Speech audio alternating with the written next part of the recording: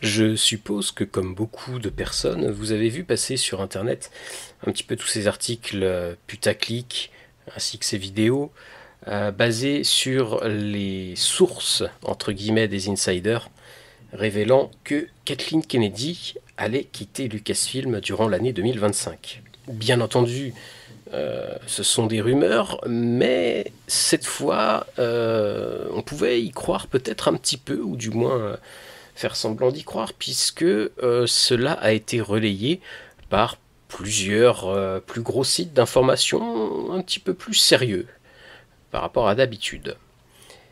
Sauf que, eh bien, désolé les haters, mais non, Kathleen Kennedy ne part pas. Alors, bien sûr, ça arrivera un jour, elle évoque sa succession, entre guillemets, qui prendra sa place, et comment. Mais surtout, elle fait le point sur bien les productions qui sont en cours à Lucasfilm. Donc ça, c'est une petite côté news qui est très intéressant.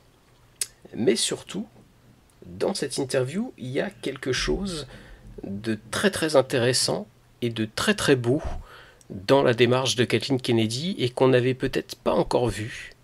Et c'est ce que je vous propose de discuter aujourd'hui dans ce nouveau numéro des Échos d'Acto.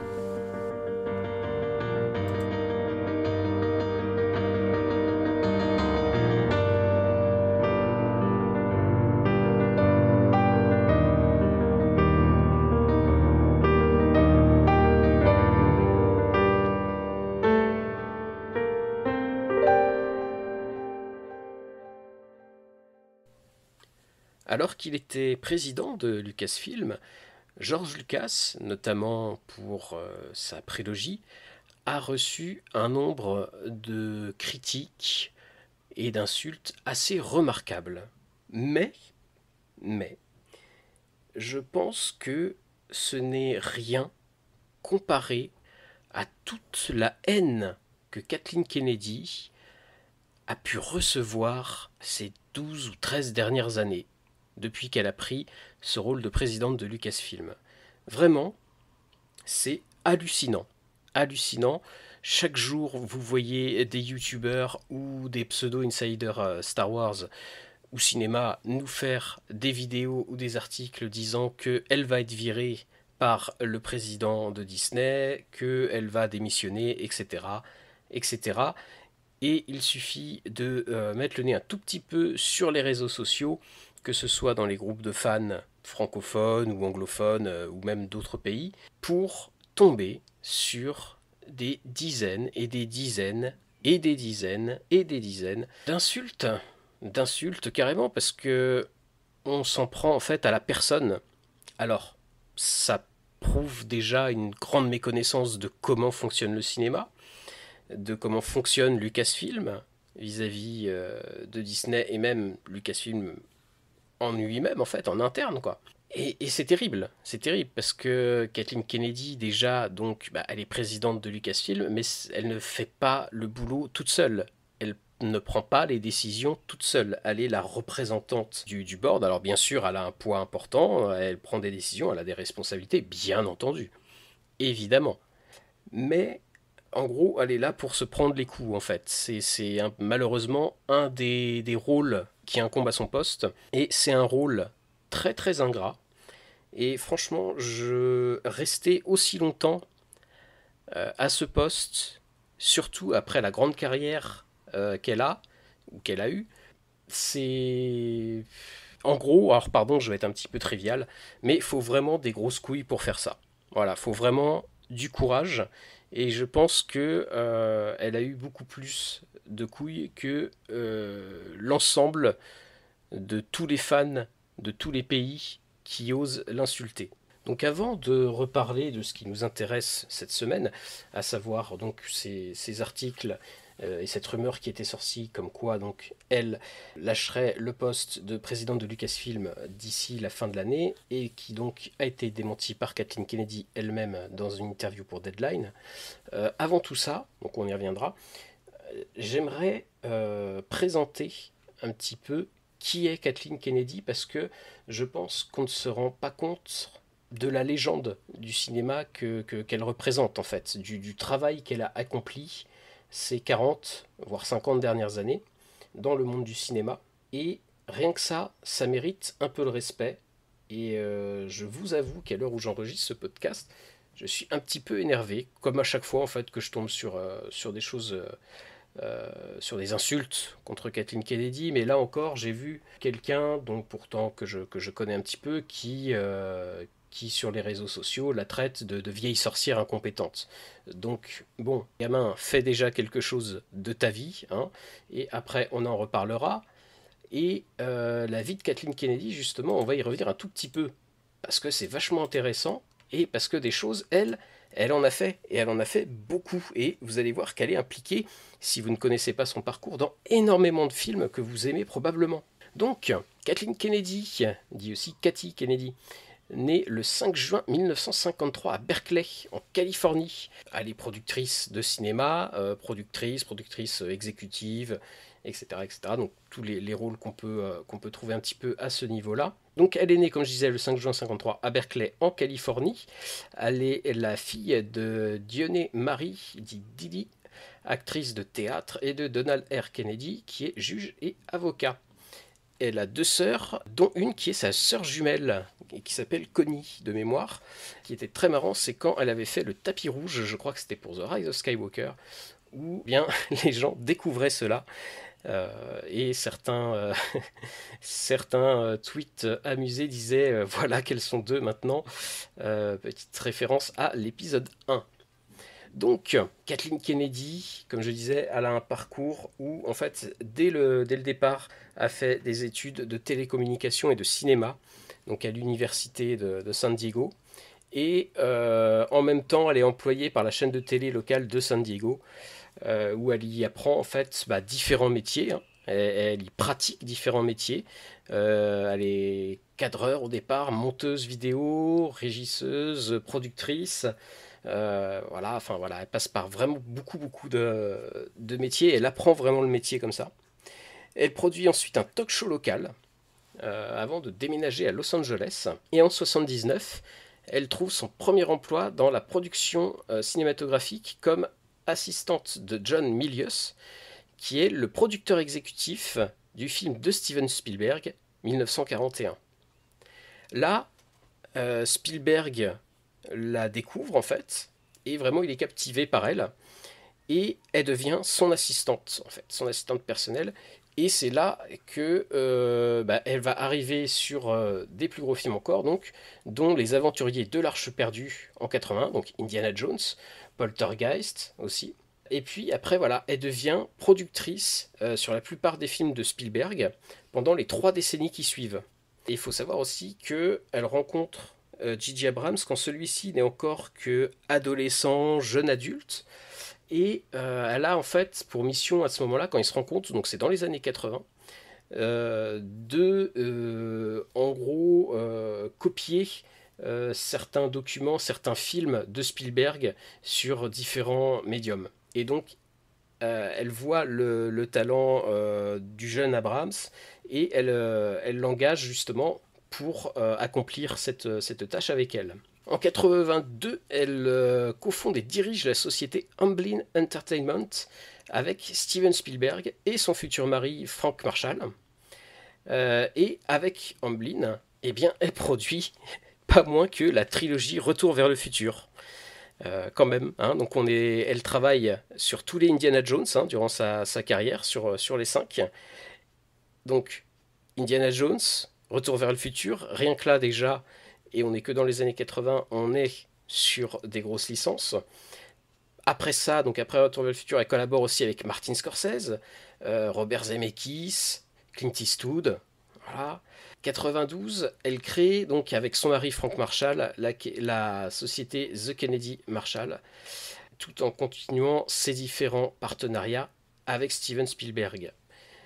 Je vais vous donner une petite liste, une longue liste des choses sur lesquelles elle a travaillé. Donc soit comme productrice, soit comme productrice exécutive, etc. Enfin voilà, tous les films sur lesquels elle a travaillé. Donc, E.T. l'extraterrestre, Poltergeist, La quatrième dimension, Gremlins, Indiana Jones et le Temple maudit, Le secret de la pyramide, Retour vers le futur, La couleur pourpre, Les Goonies, Fievel et le Nouveau Monde. J'adore Fievel.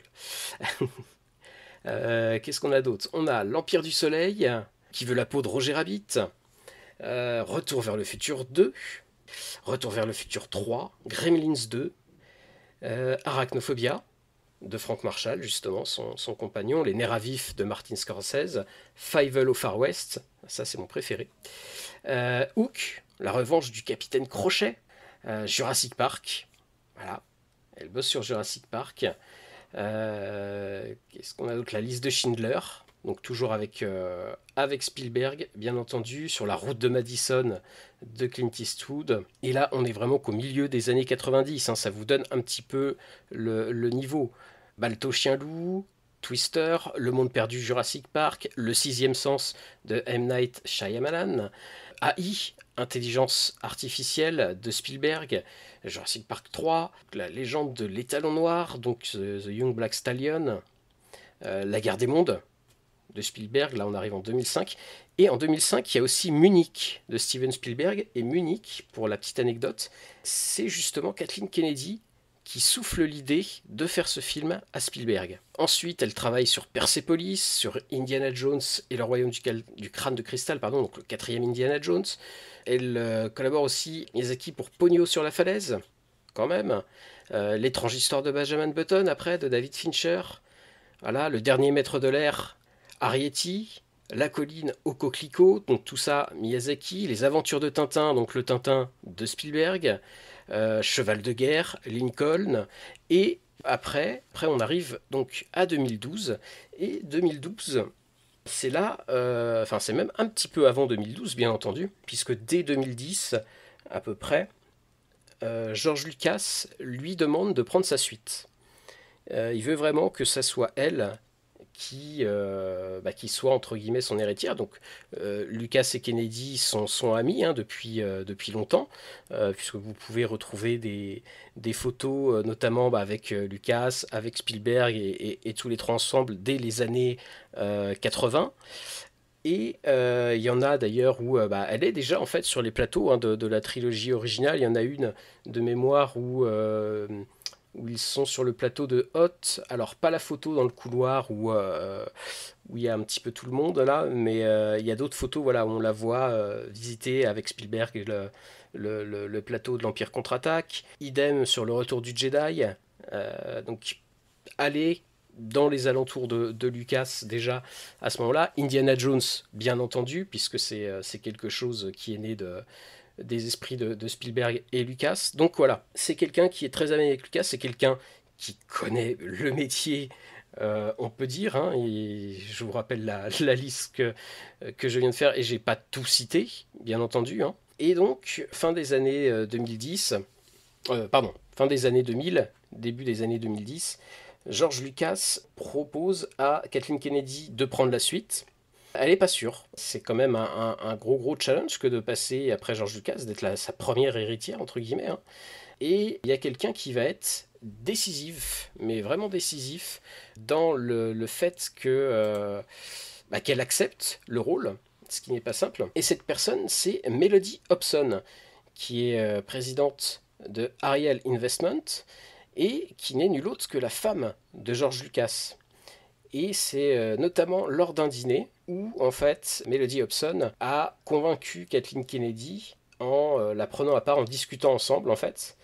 Et vraiment, voilà, elle lui a dit, Cathy, il faut que ça soit toi qui le fasse, en fait. Voilà. George Lucas, a priori, ne voit pas quelqu'un d'autre, et tous les deux, ils sont convaincus qu'il faut que ça soit elle. Et, à ce titre, elle devient, dès le mois de mai 2012, coprésidente de Lucasfilm, donc avec George Lucas, afin de commencer à faire la transition. Et ça, il faut bien l'avoir en tête. Quand George Lucas cède les droits de Lucasfilm à Disney, ça fait partie des choses qu'il impose comme clause non négociable dans le contrat de vente. Donc je crois que j'en avais déjà parlé un peu dans le tout premier podcast, mais Lucas choisit de son vivant à qui il vend sa licence et sa maison, entre guillemets. Et avec qui? Je m'explique.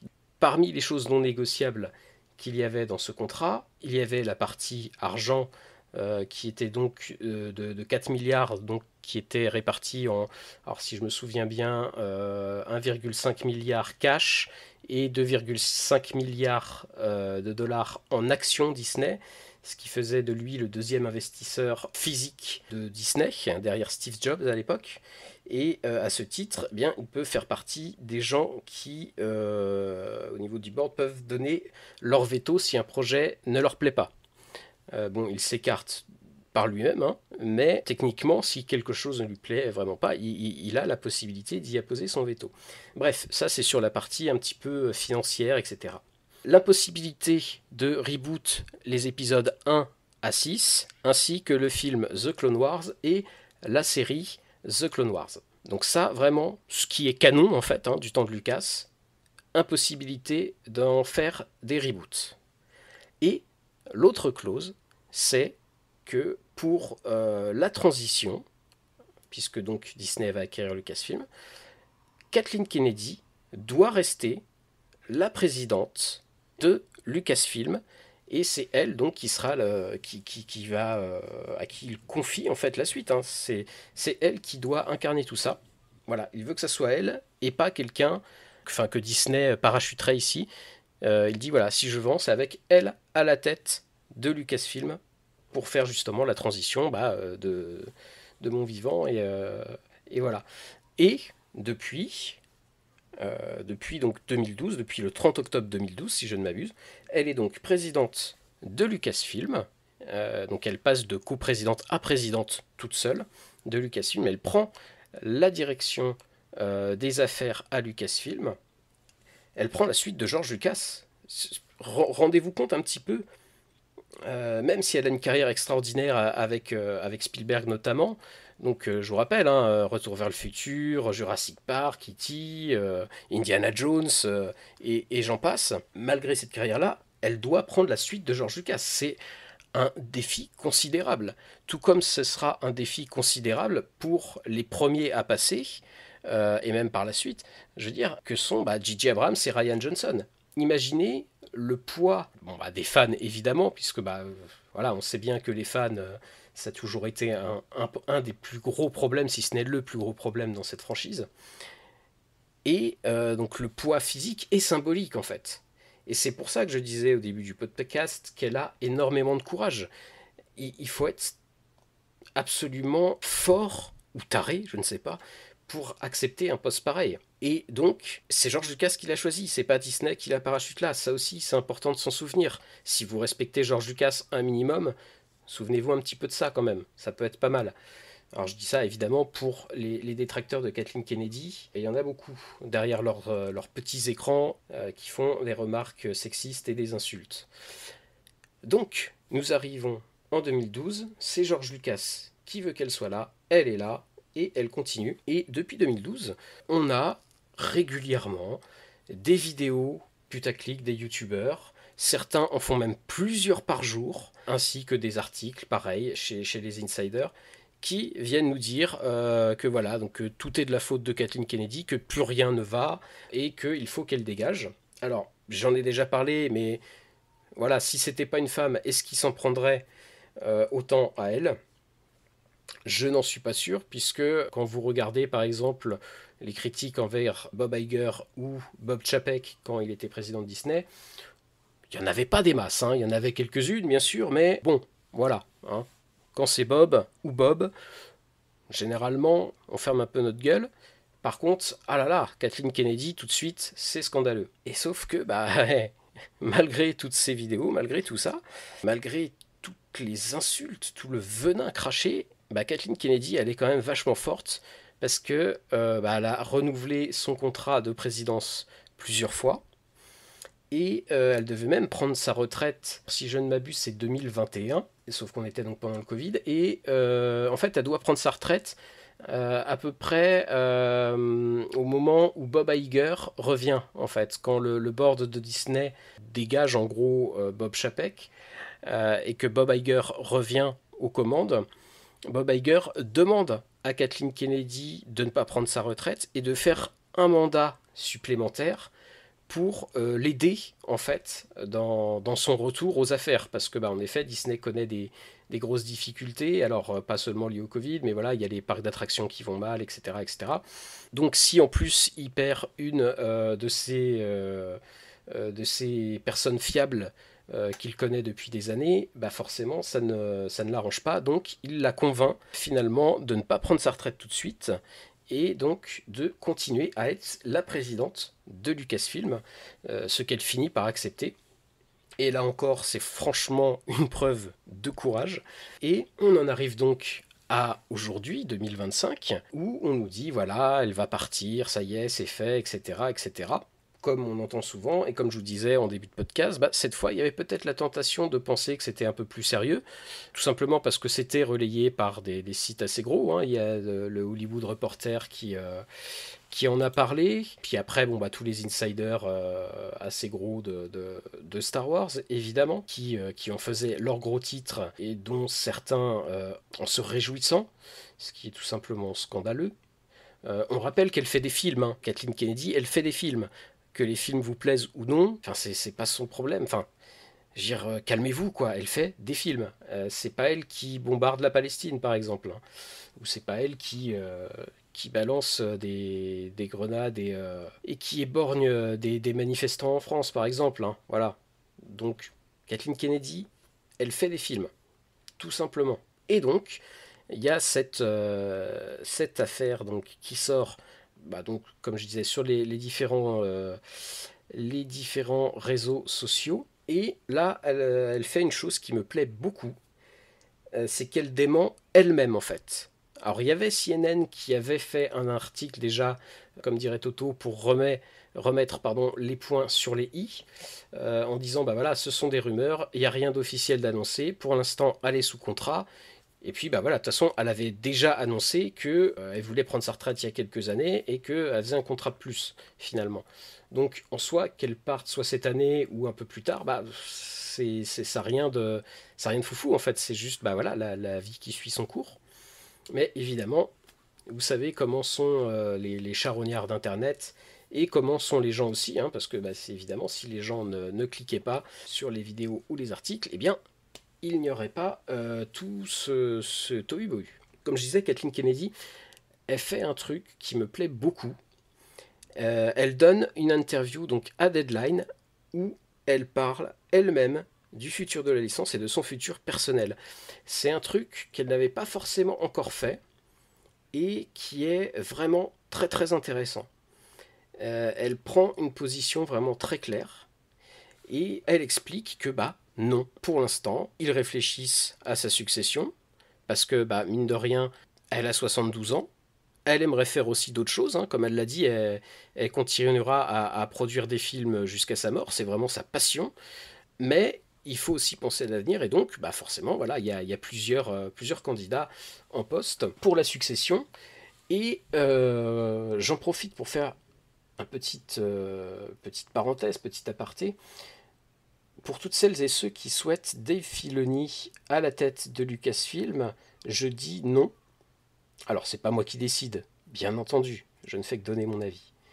Mais je dis non, et pourquoi je dis non? Tout simplement parce que Dave Filoni, il est jeune. Il est jeune et il est à la création, il a déjà un super poste. Enfin, en gros, il est quasiment le bras droit, enfin, c'est le padawan de George Lucas, hein, tout simplement. C'est lui qui est à la tête des créations, que ce soit. Alors, il n'est pas tout seul, encore une fois, hein. Mais voilà, il a un poste qui est vraiment très important pour les créations, que ce soit en animation ou en live action. Et son rôle, c'est vraiment la création. Laissons-le être un créateur le plus longtemps possible. Après, si Disney lui propose de prendre la suite et qu'il dit oui, ça sera son choix, évidemment. Et ça serait un choix extrêmement légitime, étant donné tout l'apprentissage qu'il a eu avec George Lucas. Et d'ailleurs, puisqu'on est sur Dave Filoni, son arrivée dans tout le côté live action ne vient pas de nulle part. Ce n'est pas seulement sa progression au sein de l'entreprise ou une évolution de sa carrière. Là encore, on le doit à Kathleen Kennedy. Tout simplement parce que c'est Kathleen Kennedy. Alors, Filoni fait partie du petit groupe de créateurs et d'artistes qui vont donner des idées pour la nouvelle trilogie, tout en reprenant aussi les idées que Lucas avait laissées. Et d'ailleurs, vous pouvez le voir dans l'artbook de Force Awakens, hein, ou même de The Last Jedi, je ne sais plus. Mais en tout cas, sur le set, ça c'est sûr, il a travaillé dessus, il fait partie du groupe. Et en fait, donc, comme je voulais dire à la base, je digresse, c'est Kathleen Kennedy qui se dit, tiens, ça serait pas mal d'associer Dave avec Ryan Johnson durant The Last Jedi en fait. Et c'est durant le tournage du film que Dave va avoir une sorte d'entraînement avec Ryan Johnson. D'ailleurs, les deux vont beaucoup s'entendre, hein. Ils sont amis désormais. Et en gros, voilà, tout ce qu'il y a à savoir, alors peut-être pas tout, mais en tout cas, il va faire ses classes auprès de Ryan Johnson sur The Last Jedi. Et c'était une excellente idée. Et mettre Filoni aussi au live action désormais, c'est vraiment une super idée. Et c'était une association vraiment très très bien pensée de Kathleen Kennedy. Revenons maintenant à son interview dans Deadline, que je vous disais donc qu'elle était intéressante et importante. Peut-être que, avant d'aller justement sur ce côté important, on va faire un petit peu le point sur ce qu'elle dit dans l'interview de Deadline. Donc, dans cette interview, elle est interviewée par Mike Fleming Jr. Première question, voilà, il va direct. Hein. Nous avons lu qu'il y avait des spéculations, des rapports de spéculation qui sont sortis ces derniers jours et qui, en gros, bah voilà, quoi, disent que vous allez, que vous arrêtez d'être présidente de Lucasfilm. Quelle est la vérité? Et Kathleen Kennedy lui répond, bah, la vérité, c'est que je veux juste dire fort et clair que je ne me retire pas. Voilà, je ne prends pas ma retraite. Je ne me retirerai jamais des films et je mourrai en faisant des films. Ça, c'était la première chose que je voulais dire et qui est importante. Je ne me retire pas. Ce qui arrive avec Lucasfilm, et qu'elle est... Alors, j'ai oublié de dire citation, etc., hein, mais vous avez compris donc, que c'était elle qui parlait, pas moi. Et donc, elle explique ensuite que ce qui arrive avec Lucasfilm, c'est qu'elle est en discussion par moment avec Bob Iger sur ce que pourrait être une éventuelle succession. Là, elle dit un truc intéressant. Elle dit nous avons en gros une. Alors je traduis en fait en même temps, donc c'est pour ça si j'hésite un petit peu, pardonnez-moi, je suis sur Deadline.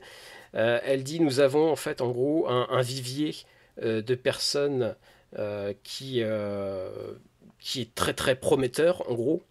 Et surtout en fait, ce qu'il faut retenir, c'est que visiblement, c'est la solution interne qu'ils vont choisir. Et ça, c'est très très intéressant en fait. C'est a priori, s'ils partent bien là-dessus, hein, bien entendu, c'est qu'ils vont prendre une solution interne dans le board de Lucasfilm. Et là, c'est vrai qu'on regarde un petit peu, il y a des gens vraiment très intéressants. Et pas une solution externe, donc quelqu'un qu'on parachuterait là. Et puis, elle explique que de toute façon, pour le moment, elle est en train de produire le film, donc The Mandalorian and Grogu. Elle va produire également le film de Shawn Levy qui arrivera juste après donc le film Mandalorian and Grogu. Elle va également rester, en fait, elle va continuer de rester à Lucasfilm et de travailler donc avec Bob Iger. Et le truc où elle insiste, c'est que tout ça pour l'instant, ce sont des discussions un petit peu en sous-marin. Pour le moment, il n'y a rien de concret et s'il y a des décisions à annoncer, eh bien, ils les annonceront en temps voulu. Le reporter de Deadline ensuite dit en fait, voilà quoi, que parmi les bruits de couloir, il y a notamment le chef créatif Dave Filoni qui est en bonne position, donc pour prendre sa place. Hein. Alors même qu'il est au travail sur son film Star Wars, sur Mandalorian Grogu, sur la saison 2 d'Ahsoka, etc. Et Kennedy le coupe direct en disant de toute façon je ne peux pas vous dire qui il y a dans les prétendants en fait, hein, au poste, parce que c'est un processus interne. Donc là, elle le répète bien, c'est un processus interne, ça c'est hyper intéressant. Et c'est un processus bah, voilà, qui est au sein de l'entreprise et qui, pour l'instant, n'est pas public en fait. Il n'y a aucune... Elle ajoute aussi que donc, pour le moment, il n'y a pas de deal de fait, que dans tous les cas, les décisions doivent être finalisées avant de faire une annonce, ce qui est logique en fait. Donc, comme elle le rappelle, bah, il n'y a absolument rien d'inhabituel à tout ça. En fait, c'est juste le process de comment ça fonctionne dans ce business-là, hein. Parce que c'est ça aussi qu'il faut rappeler. Et je pense que c'est peut-être ça que les gens ne se rendent pas compte. Alors, aussi un peu parce que George Lucas avait les deux casquettes, la casquette de chef d'entreprise et la casquette donc, bah, de scénariste et réalisateur pour Star Wars. Mais être président ou présidente de Lucasfilm, c'est avant tout être à la tête d'un business. C'est pas seulement faire des films, faire des séries, etc. C'est un business. Et ça n'inclut pas que la création. Ça inclut plein d'autres choses. Parce que non, ce n'est pas Disney qui s'en occupe directement. Disney, évidemment, ils ont leur mot à dire, mais Lucasfilm existe et il y a un board de Lucasfilm qui existe et c'est pas pour rien. Et c'est justement pour ça qu'il faut un président. Après, en fait, ils partent un petit peu sur ce qui a changé depuis sa prise de poste, en fait. Dans tous les cas, enfin, le mec de Deadline lui dit qu'il a l'impression qu'il y a une sorte de chaos, mais qu'en est-il réellement? Donc, elle dit bah, que non, en fait, il n'y a pas de chaos et qu'ils font exactement ce qu'ils ont planifié ces dernières années. Donc que pour l'instant, en fait, les choses suivent leur cours. Tout ce qui se passe en fait, depuis les dernières années, même si elle ne sera pas là indéfiniment, bah, les choses tout simplement suivent leur cours et le poste a beaucoup évolué depuis bien qu'elle a pris ses fonctions, des choses qui n'étaient pas là quand George Lucas en fait lui a laissé le poste. Par exemple, tout ce qui est la question du streaming de Disney+. Il n'y avait pas pardon, il n'y avait pas de série télé par exemple. Même si George Lucas en avait en prévision, il avait même fait des essais, donc notamment une série sur la rébellion. Il avait annoncé aussi une série sur la jeunesse de Palpatine, mais voilà, tout ça n'est jamais allé au bout finalement. Tout ça n'a jamais dépassé certains stades, tout ça n'est jamais réellement entré en production, à part peut-être un petit peu la série sur la rébellion qui a fait quelques screen tests, qu'on a pu découvrir il n'y a pas si longtemps que ça d'ailleurs. Mais voilà, toutes ces choses-là, les volumes par exemple, ça n'existe pas du temps de George Lucas. Donc il faut prendre ça en compte aussi, il faut que la personne qui la remplacera sache gérer aussi tout cet aspect. Ensuite, on parle un petit peu de la suite. Elle répète donc que de toute façon actuellement, elle produit le film Mandalorian and Grogu, et que juste après ça, ça sera le film de Sean Levy. Donc là déjà c'est intéressant, hein. Ça sera pas tout de suite le film sur Rey ou le film de Mangold sur le premier Jedi. Donc on aura le film de Levi qui arrivera après Mandalorian and Grogu. Après, Deadline en fait lui demande un petit peu ce qu'elle ressent vis-à-vis de tout ça, en fait, vis-à-vis de ceux qui font une fixation sur le fait qu'elle soit toujours en poste ou non, est-ce qu'elle va partir ou pas. Et elle répond que en fait, elle en sait vraiment rien. C'est-à-dire que toutes les discussions qu'il y a pu y avoir jusque-là à propos de est-ce qu'elle prend sa retraite, est-ce qu'elle démissionne, est-ce qu'elle est virée, tout ça, en fait, ce sont complètement des rumeurs, des faux rapports, et que elle continue juste à faire son travail, et en fait, elle continue son contrat, tout à fait, quoi. Qu'il n'y a rien d'inhabituel, encore une fois, à ça, quoi. Elle fait son job, elle continue son contrat, etc. Et tout le reste, en fait, n'est que manipulation. Et alors, c'est pas, elle n'utilise pas le terme manipulation, là, c'est moi. Elle dit manufactured. Donc voilà, tout ça n'est qu'invention en fait et création des youtubeurs, des insiders, etc. Voilà, le mec de Deadline après, l'interview est vraiment cash, ça j'apprécie vraiment. Il dit il y a des connotations qu'elle serait donc poussée dehors parce qu'il y a besoin de la remplacer et voilà. Qu'en est-il réellement? Qu'est-ce qu'elle a entendu, etc. Et elle répond que c'est pas du tout le cas. Ça ne serait même plus s'éloigner de la réalité qu'autre chose. Et que tout ce qui se passe en interne à Lucasfilm est verrouillé entre guillemets en termes de communication avec Disney, donc c'est quelque chose qu'ils font conjointement et chacun sait, donc que ce soit chez Disney ou chez Lucasfilm, chacun sait ce qui va se passer dans les prochains mois, les prochaines productions, etc. Et chacun continue de travailler. Et la communication, comme je viens de le dire, en fait, est complètement collaborative sur tous ces aspects. Et tout ça, c'est une grosse part du business et que prendra en compte également par rapport aux décisions qu'elle prend et que en gros ça fait partie du boulot quoi.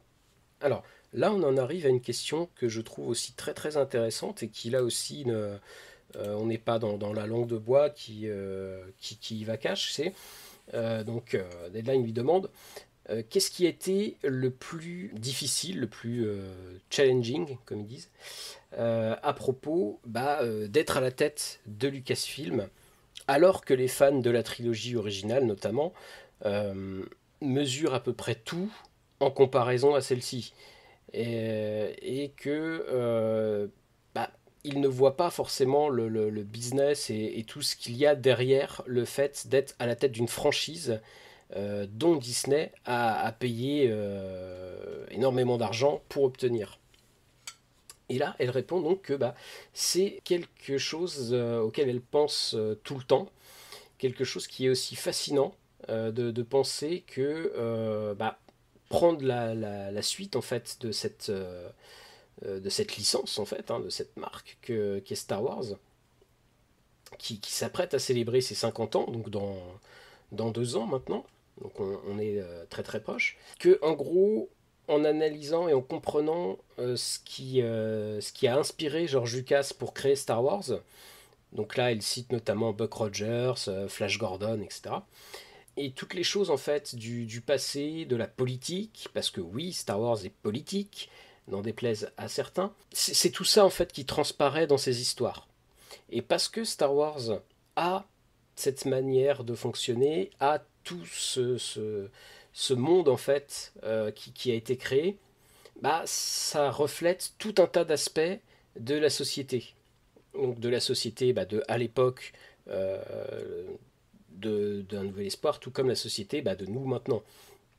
Et c'est un petit peu de ça dont on voulait parler, notamment dans le podcast qu'on avait fait avec Wellstone, quand on revenait un petit peu sur les 10 ans de la postlogie. C'est de toute façon, quand vous avez une œuvre, un créateur va parler de nous actuellement. D'une manière ou d'une autre, ça parle de nous, quoi qu'il arrive. Je reviens quand même à Kathleen Kennedy, excusez-moi, donc ça, c'est parce que sa réponse est un petit peu plus longue.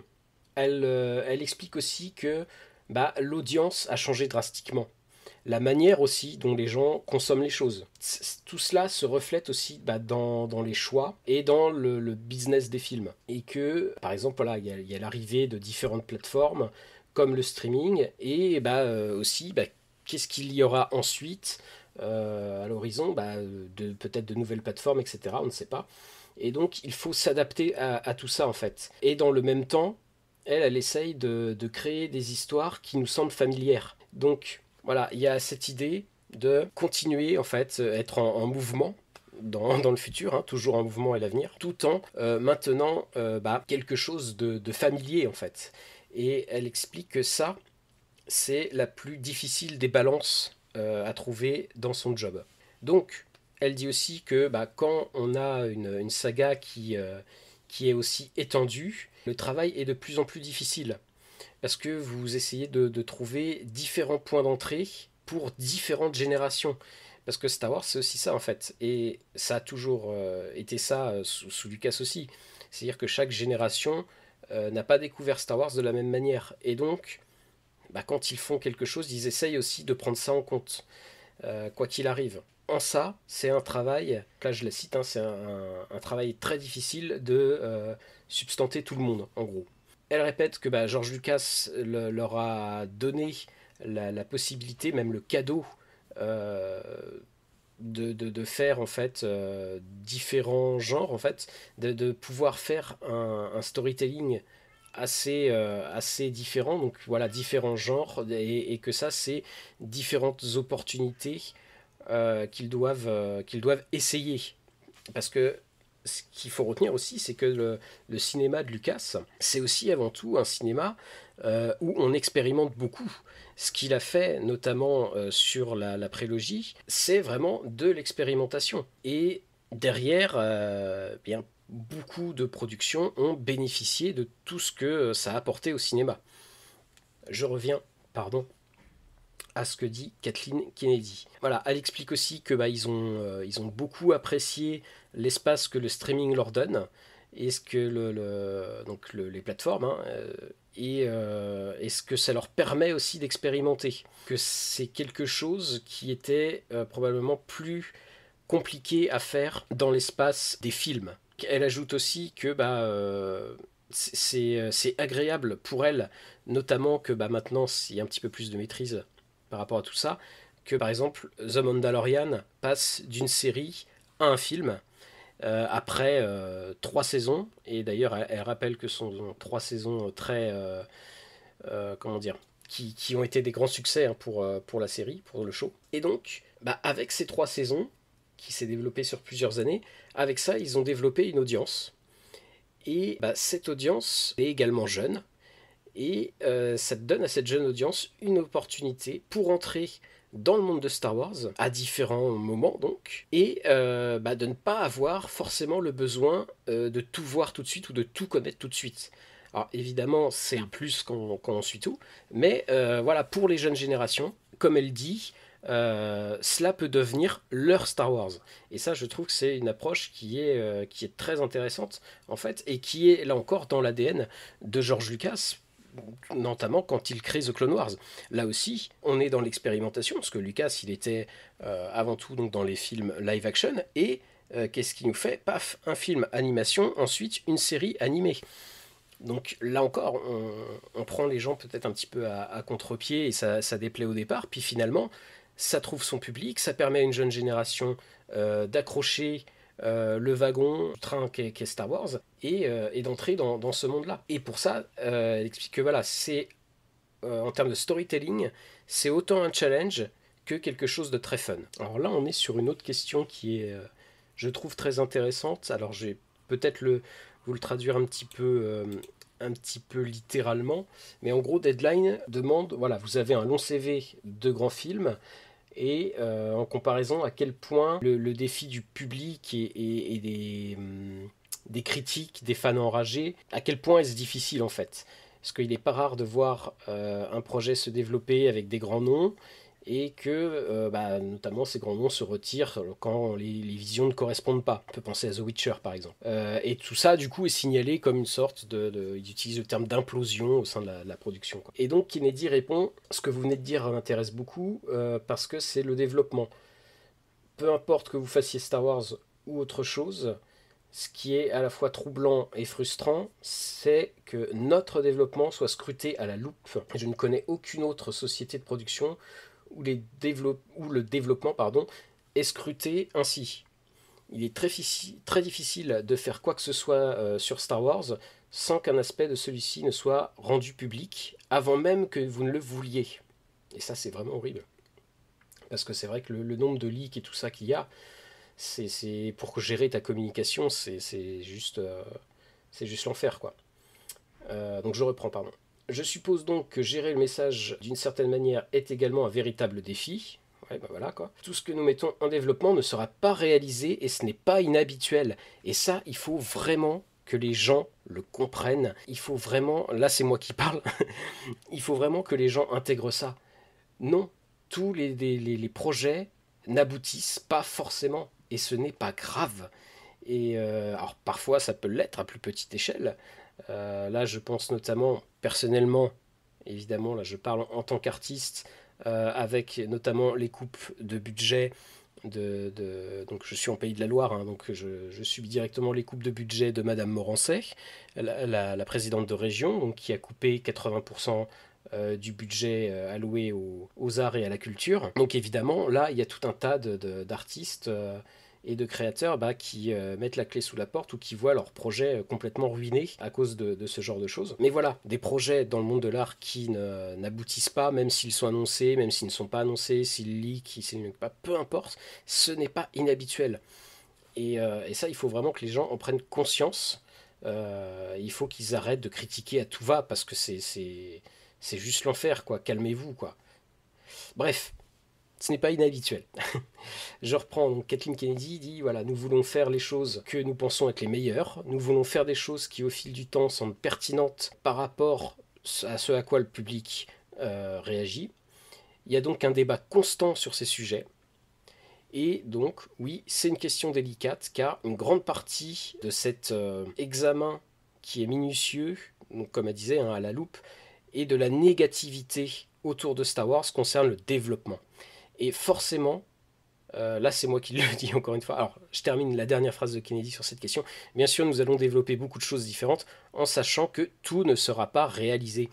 Et oui, parce que voilà, tu essayes des choses, tu suis des pistes, tu y vas un petit peu à tâtons, non tu ne peux pas tout prévoir, et oui, quand un truc te semble bien, tu commences justement à le mettre en branle et à prévoir des choses. Mais ça ne veut pas dire que ça ira au bout, parce que comme on l'a vu, ça peut être 15 000 choses qui font que ça ne va pas au bout. Et voilà, donc là, ce qui est très intéressant, je crois que c'est peut-être la première fois qu'elle en parle réellement, concrètement, enfin, ou aussi concrètement, c'est que, voilà, c'est qu'une grande partie de la négativité autour de Star Wars concerne le développement. Et ça, tu ne peux pas bien travailler, tu ne peux pas travailler sereinement si tu as des gens qui viennent te faire chier en permanence, que ce soit les insiders pour avoir des scoops, que ce soit tout un tas de gens qui viennent critiquer ton travail sans en avoir les capacités en plus. Hein.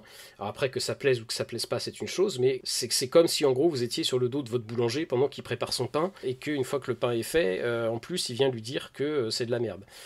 Donc voilà, ça semble juste inconcevable en fait.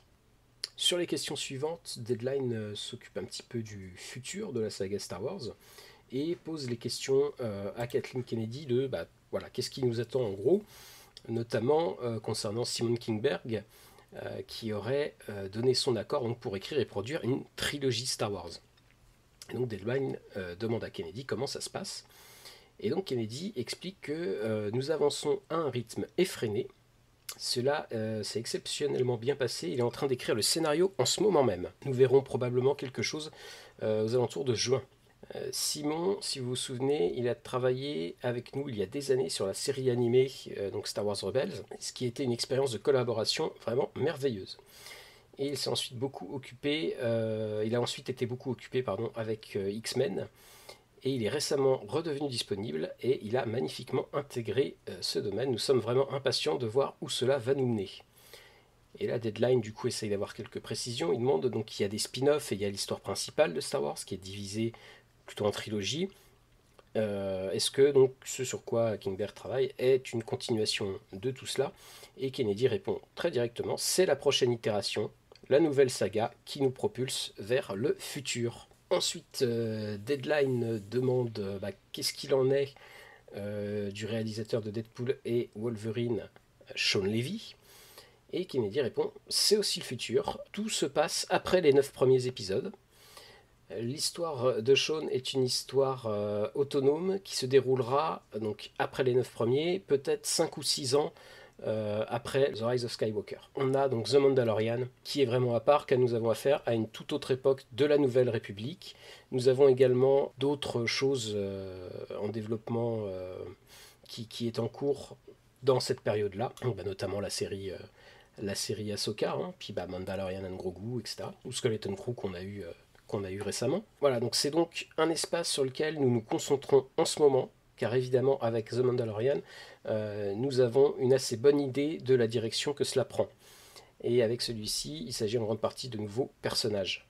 Nous pourrions ramener certains des personnages de la saga dans les suites, mais il s'agit en grande partie de nouveaux personnages. Donc là, évidemment, il n'est pas fait référence au film de Charmin Obaid-Chinoy sur Rey, hein, évidemment. Là, on parle vraiment donc Simon Kinberg sur la suite. Donc, combien de projets de développement sont en cours de réalisation et pensez-vous qu'ils se transformeront en quelque chose à long terme?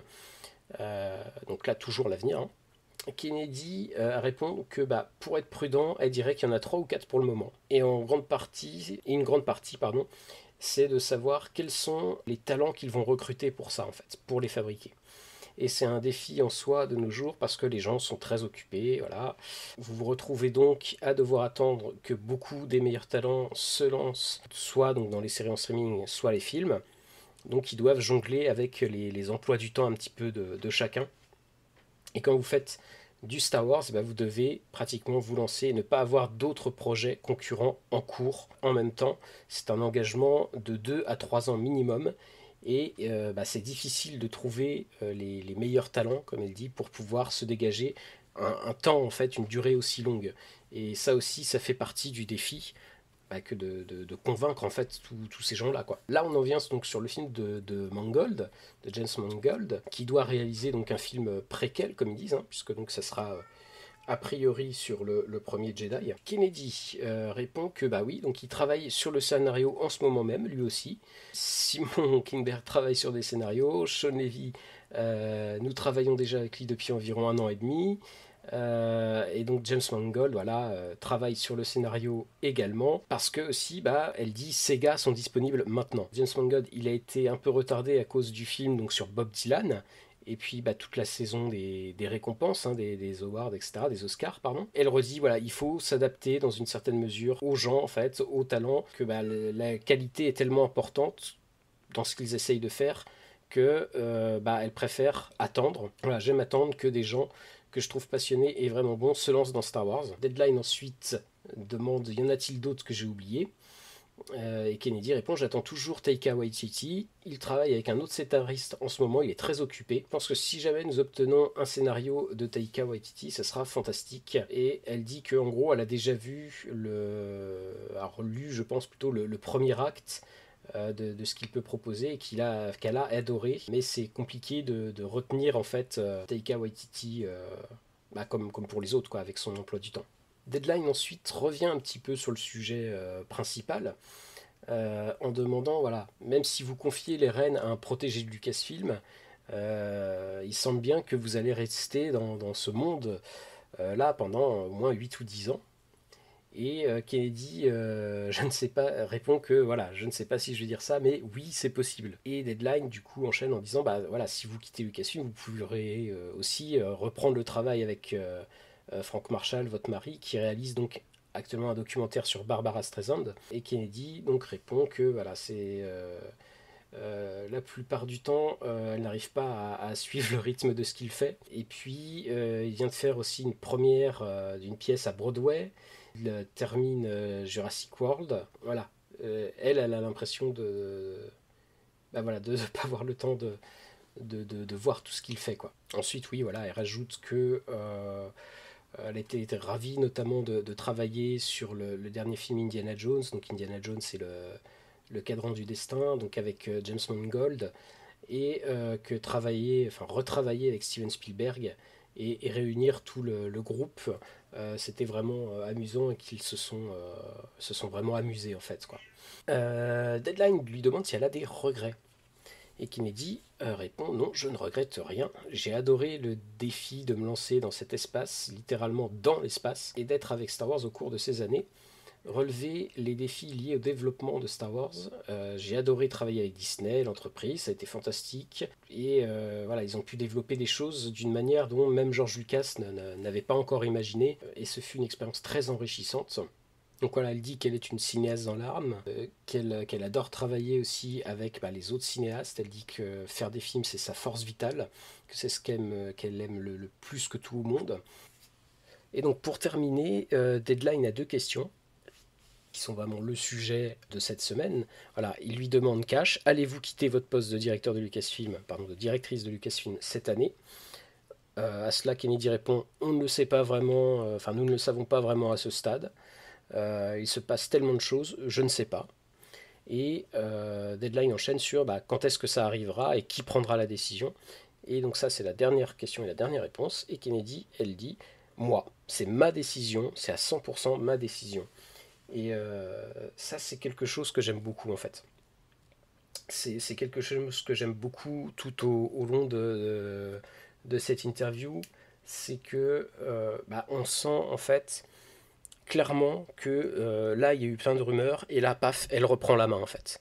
Elle reprend la main, c'est son truc à elle, c'est sa vie aussi, parce que des rumeurs sur elle il y en a 15 000. Donc c'est sa vie, ses choix, c'est sa décision, c'est sa liberté en fait. Et c'est de ça qui est important également, parce que je pense qu'il y a au-delà en fait des films qui ont pu être appréciés ou non appréciés, notamment par les haters, etc. Je pense qu'il y a réellement aussi un mouvement qui est très très misogyne et qui cherche justement à enlever cette émancipation, à enlever cette liberté à Kennedy juste parce qu'elle est une femme en fait. Et ça n'a rien à voir avec les films qu'elle produit, ça n'a rien à voir avec son expérience, avec son talent, avec tout ça. Parce que Kathleen Kennedy, elle est autant responsable des films que vous avez aimés que ceux dont vous n'avez pas aimé en fait. Donc ceux qui crachent par exemple sur la postlogie, mais qui sucent à fond Andor en n'arrêtant pas de citer Tony Gilroy, bah non en fait, Kennedy, elle est tout autant responsable de Rogue One et de Andor que de The Last Jedi, The Rise of Skywalker, etc.